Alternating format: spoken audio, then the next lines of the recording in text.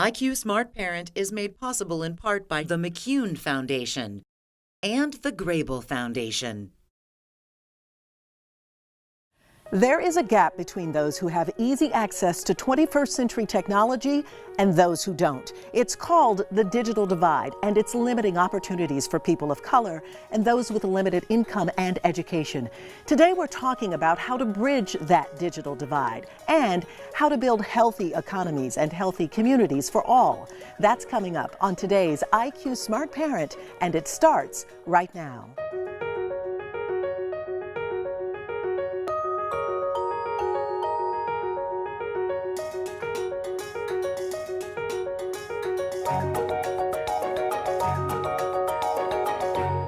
Welcome to IQ Smart Parent. I'm your host, Darieth Chisholm. We live in a technology-driven world, and that's shaping a new kind of workforce. But due to the digital divide, not everyone has access to opportunities in high-growth tech fields.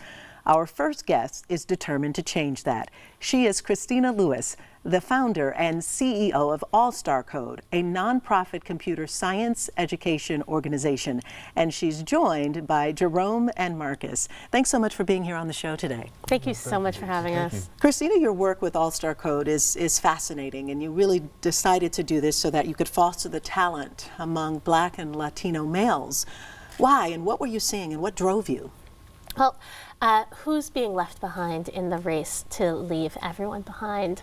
6 years ago, I was a journalist, and so research was a big part of what I was doing. And I saw, as many others did, the opportunities in technology and the gateway that coding provided. That then I looked around and I saw that there were some really great programs happening, and there are many programs out there for girls, but there wasn't one focused on our Black and Latino young men. And I knew, and it's important to have everyone on the playing field. So this came out of research about what was missing. And this was a solution that was missing. So name for us some of the specifics, and then you also focus a lot on mindset.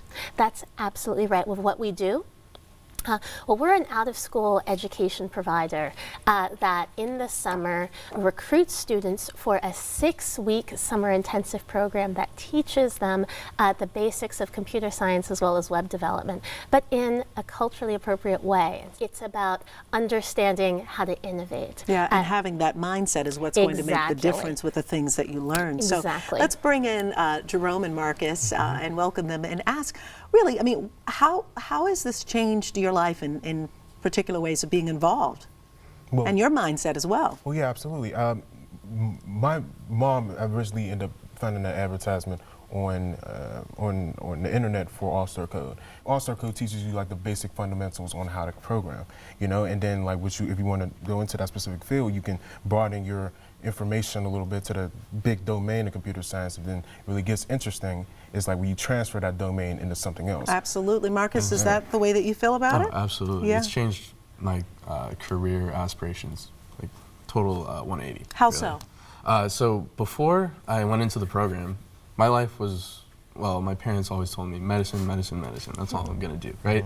So I never really considered entrepreneurship, computer science, any of those related areas.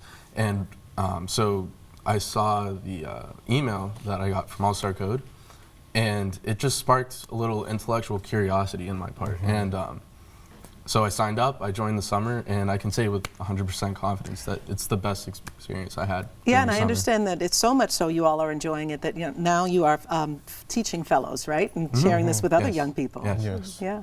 That has to feel amazing for you, Christina, so that you understand that how this is impacting 2 young men's lives, but that they are now sharing this with other young men. Absolutely. It is amazing, leadership. So many programs think that it's about, what I can teach others. And I think one thing that All-Star Code understands is that really we need to empower students to teach themselves. And that's who can teach others, their peers.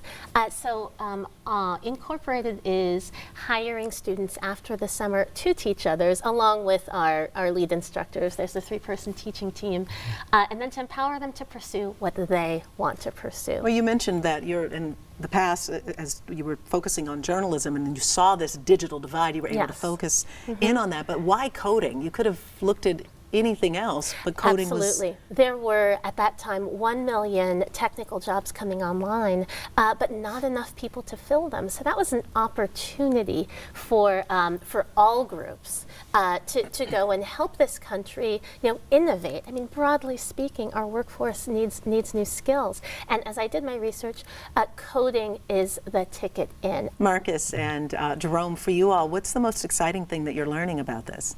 Really just the expansiveness of computer science, really. It has implications in so many facets of life, whether that be in the business sector, all the way down to Dunkin' Donuts, like coffee shop, I don't know. It's just so interesting, all of the different implications it has. Yeah, and I totally agree. I mean, the things that you can do with computer science is just fabulous, magnificent. I mean, we look at, like, we have elders like on using phones, and I mean, it's just an awesome feeling, and especially like you can get to contribute into like humanity in a better way. It's like you connect people like through software and everything. It's just amazing, and you also profit from it. That's even a better thing. So, yeah. What happens if we don't bridge this divide? And you're working to do it, but we know that there are a disproportionate number of people, Absolutely. populations that are on the other side of this divide. Absolutely. It scares me a little bit, to be honest. The unemployment rate is great right now, particularly in the African American community as well as the Latino community. The pace of change is so fast. I mean, even coding today is programmers are being replaced by AI. In some cases. So the pace of change is so rapid that individuals may think that they have a useful skill, but if you're trying to coast on that, as say a generation ago did, you may end up not being able to thrive in the 21st century. Yeah, not to mention that a lack of income and inequality is just bad across the board for society. Exactly, it's bad for society, and it's a lost opportunity. And that's what really motivated me to start this, is that how can no one be thinking specifically about our young men of color? And I said, well, we've got to do that because, there's talent there. So I understand that you have been hugely inspired by your father, Reginald Lewis. Absolutely. Well, my father, Reginald Lewis, was the most successful businessman who happened to be black of his era in the 80s and 90s, a financier who pioneered into the old boys club on Wall Street. He died 25 years ago, yet he, in path-breaking, really integrating in the private sector, was hugely inspiring to me. And so tech today I see as like the Wall Street of the 80s and 90s, and that was the pathway. That that I followed, of how we could inspire other students.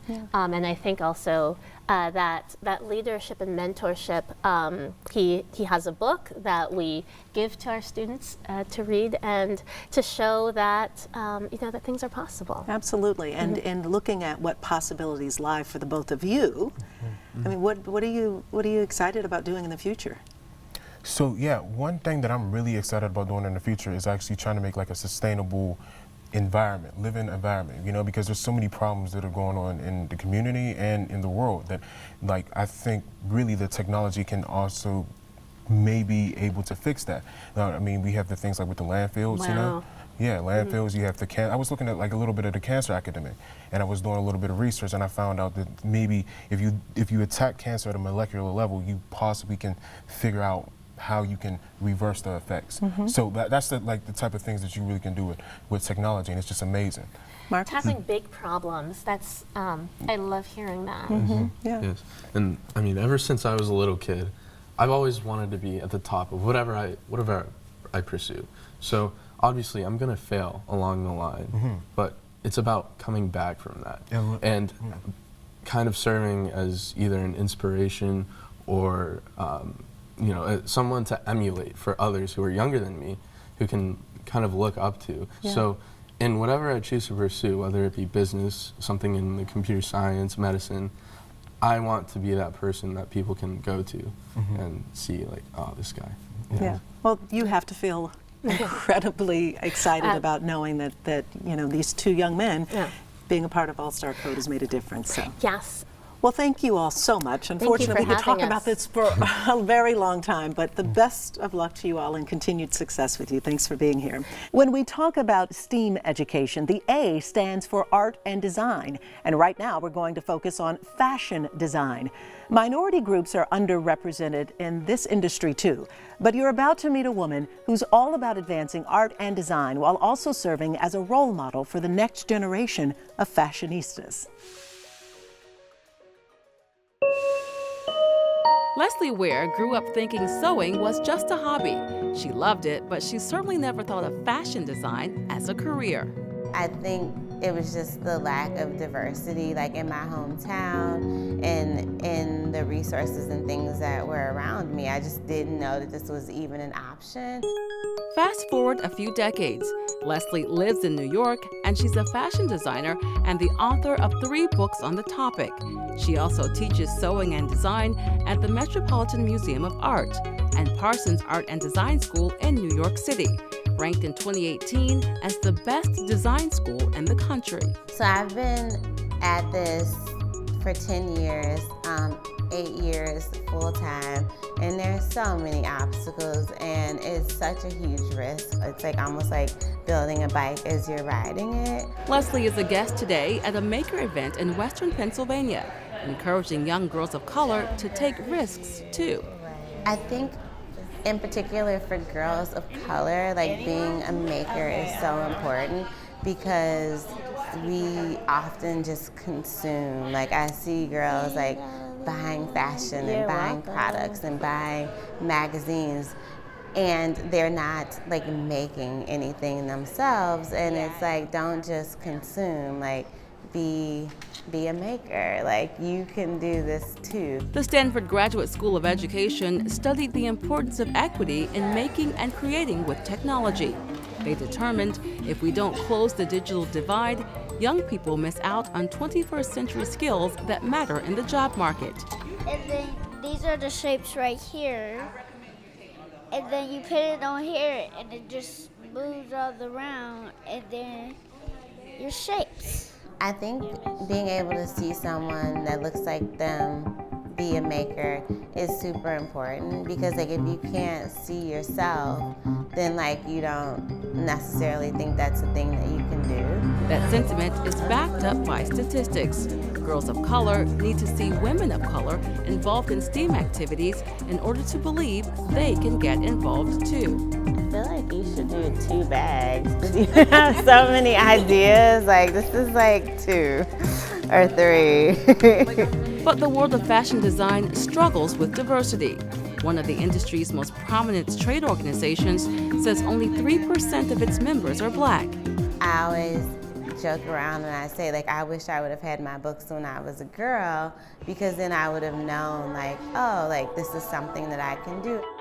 In all my books, like I work with my publishers and illustrators to make sure that every girl can like flip through the book and see herself and feel empowered to be a part of the movement. And that's like a part of design. Like sometimes you have like an idea and then like you have to change it midway through yourself.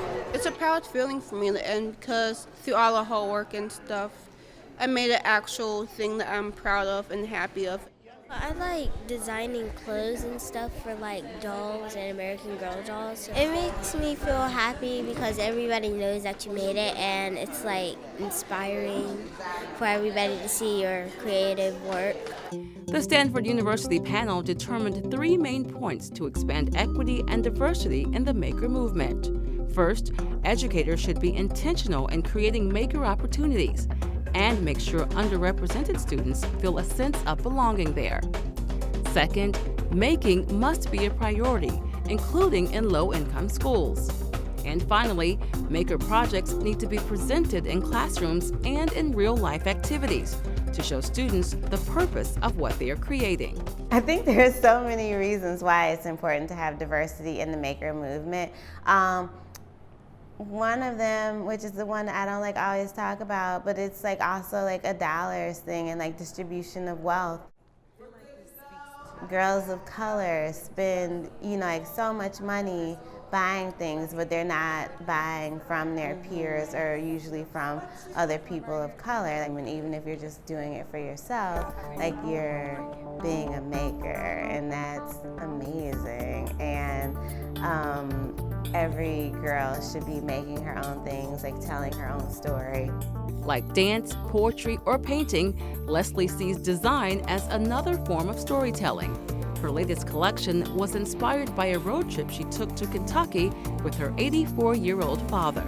He just started telling me and showing me all of these places where like he farmed the land and his dad farmed the land and his father who was a slave. And so like I started designing like a whole fashion collection around telling the stories of my family's history through fashion. And if you don't try, like if you don't make, those stories aren't getting out there. 15-year-old Mulaney used poetry and today's design project as a way to tell the story of getting comfortable in her own skin. This actually kind of speaks to me in a way because I'm really like self-conscious. Like I didn't like to wear my hair like all curly and natural. Like I liked it flat ironed or like braided up or something. It's like no one could really be like, oh, like she has good hair or bad hair. Because it was kind of like looked down upon. So I have like the crown and then the African-American girl with the Afro puff, because now like that's the style that I kind of like to wear with the hoops and everything, the big lips and everything. So it was like, okay, it's like this speaks to me. So it's just like showing like, okay, like you're a queen in your own natural beauty. And I can actually start to use my voice in a way where I feel like they can hear me even if they don't want to hear me. 15-year-old Cameron's story includes a history of being bullied. She turned to making as a way to regain confidence. It's amazing to me because I can accomplish things that I know I can do. Cameron creates stuffed figures out of rubber bands. I'm making a poodle. So this is the head of the poodle. It has the body, legs, and then once it's done, it's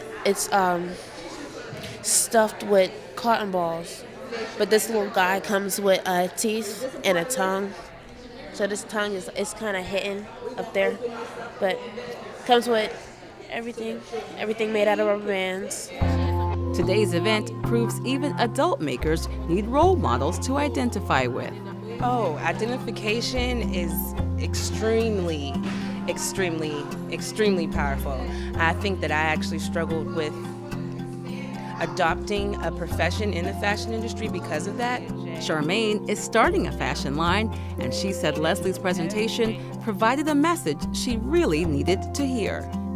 That is possible, that I am worthy, that I am definitely on the right path. I think it also just like on our psyches, like being able to see people of color making and doing, it's just like something about that feels really good. And so I just like really encourage girls, even if it gets tough, even if you don't have like all the resources that you need, like they will come. Like the universe knows that you're trying your hardest and people around you will see that too. Women of color are makers and we're out here and we're doing it, and like hopefully this will just like inspire more girls and like garner more support for the movement to make it a better makers playing field for us all.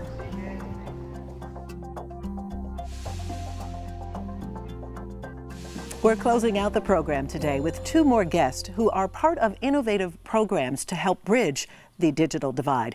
Welcome to Susie Pushkar from Partner for Work and Christian Hughes of the nonprofit Drafting Dreams. Thanks so much for being here. Thank you for having me. Susie, let's start with you. So Partner for Work is a workforce development program in Pittsburgh, Pennsylvania. And when we look at the importance of really bridging the digital divide and having a diverse pool of talent, how important is that? It's critically important both for businesses within the region, but also for the people that live in a region for a few reasons. One is that having a diverse pool of talent means that businesses can find the people that they need more quickly and then be able to focus on productivity and profit and the business of doing business.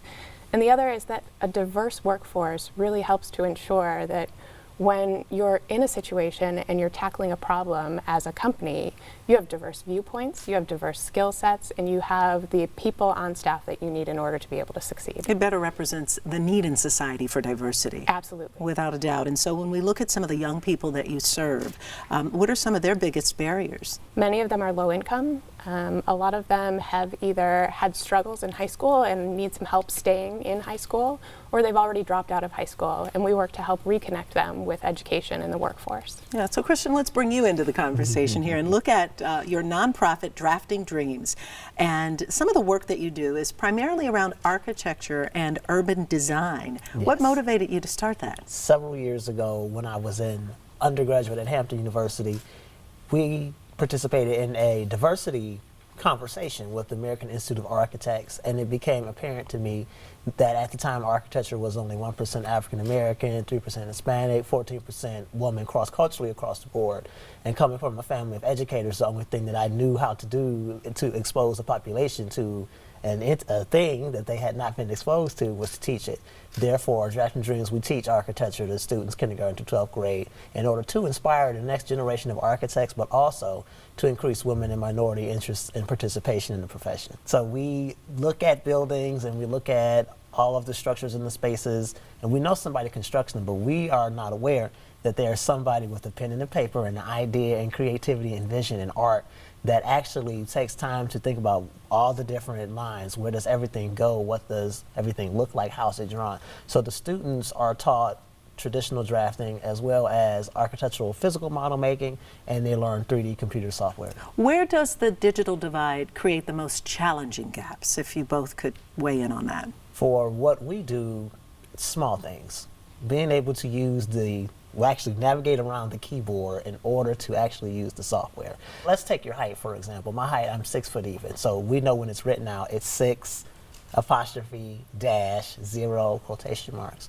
So being able to understand the difference between the comma key and the apostrophe key, right, is a big difference in whether or not your dimensions will be able to be input into the software. So just small things like that. Susan? Yeah, on a micro level, we see the same thing with individuals. A lot of jobs right now, you have to apply online. And if you don't have the digital skills to be able to go online and apply for a job, you might not have access to those careers. But on a macro level, the digital divide really means that some people, it can bring us together, technology, but technology can also bring us apart. And so if it's exacerbating the gap between the haves and have-nots as a part of what careers are available to people, then we really see that kind of breaking us apart. So Partner for Work is one of 22 workforce development boards across the Commonwealth of Pennsylvania, but there are workforce development boards across the entire United States, all of whom have federal funding to help support young adults in their career pathways. So find out who that workforce development board is within your region and reach out and find out what programs they have that are available for youth and young adults in your region. That's a great first step. So you'd mentioned that youth learn to work by working. What does that mean? Tell us more about that. Sure. There are critical skills that we all need in order to be able to be successful in work. Yes, you can absolutely learn them in clubs and things like that, but really the place that the rubber hits the road is when you start to work. And as summer jobs and summer employment for young adults decrease, and as kids are pulled into different directions within their lives, they're doing sports, they're doing after-school programs, credit recovery, things like that, they're working less. Are you able to implement those types of work ethics, if you will, with your program, Christian? We're more or less focused on the skills behind architecture, but also the holistic skills to be able to survive as an architect, because again, there's a barrier if you cannot successfully communicate in an oral or written fashion if you have designed this wonderful building. Yeah. So just as a wrap up here, I'd love for you to weigh in on some takeaways that you want people to understand about the digital divide. So for us, one of the things that we think is really important is, yes, digital literacy is incredibly important, and understanding what you're being told by algorithms and information that you're finding on the internet. But it's also incredibly important to have those human literacy skills. So how do you communicate with others? How do you make sure that you're taking the information that you know and infusing that into the work that you're doing? And so, yes, parents should absolutely focus on teaching skills to their children about digital skills and helping them find careers in these pathways, but also how do they communicate one-on-one with people and in group settings. Yeah, and Christian, your final thoughts? I would agree with that, but the word that comes to my mind is cohesion. Being able to bridge the digital divide, be able to create, allows for this creation of cohesion, if you will, amongst all of the different interdisciplinary skills that a student needs to be able to develop into a functioning adult.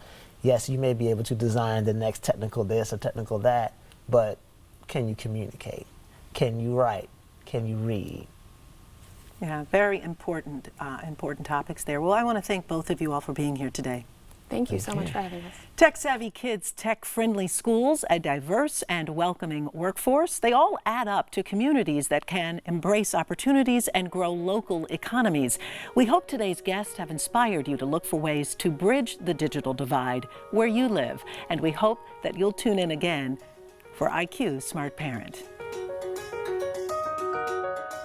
Want to learn more about IQ Smart Parent? Visit us online at iqsmartparent.org for more episodes and additional tools and resources. Connect with us on Facebook, Twitter, and Pinterest to share your thoughts on being a 21st century parent.